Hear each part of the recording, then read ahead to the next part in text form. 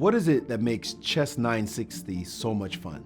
90% of the games will enter the unexplored territories, it's uncharted waters. People will enjoy watching best players in the world being so creative, literally from move one.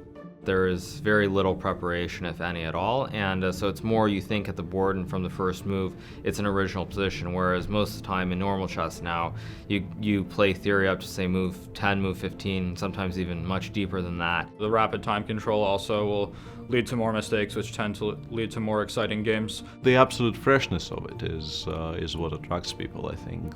The ability to express yourself in ways that aren't really open to you when you play classical chess at this level. Brings back some memories from chess, 20 years ago, when we would sit at board and analyze from early stage of the game. What are the special challenges of playing Chess960?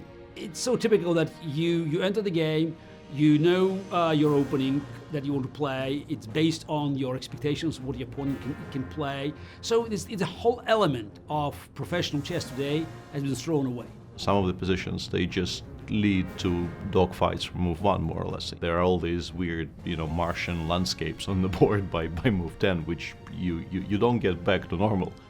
In some cases the pieces are so oddly placed that pawns can be hanging right the very first move. One thing I remember early on when I was playing is that I was very bad with the bishops, and I think if you're not careful, it's very easy to end up where you block your bishops in and they don't really get good diagonals.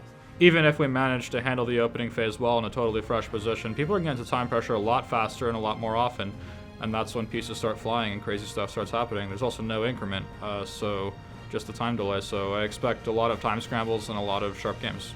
Is Chess960 the future? The biggest challenge is that there's so much opening theory and computers making it more and more difficult even for the best players with the best teams behind them to come up with original ideas. Personally, I like it much more than regular chess, but it hasn't really reached the big leagues yet. It hasn't really become very popular to the public and to top players. I believe that professional chess players will adapt to Fischer Random, but for the normal chess fan who only plays on the weekends, it would be a big problem. Calendar is not so tightly packed that we can't find place for everything, and then we see what leaves and what thrives and what doesn't. I think the main thing is you have a lot more decisive games. I don't know if it's necessarily the future, but I think certainly it's something that should be pursued, and I think it's going to be quite interesting to see what happens in the matches here. Let's say 50% or more decisive, and I think they will be. It's going to prove that there is a lot of merit for Fischer Random.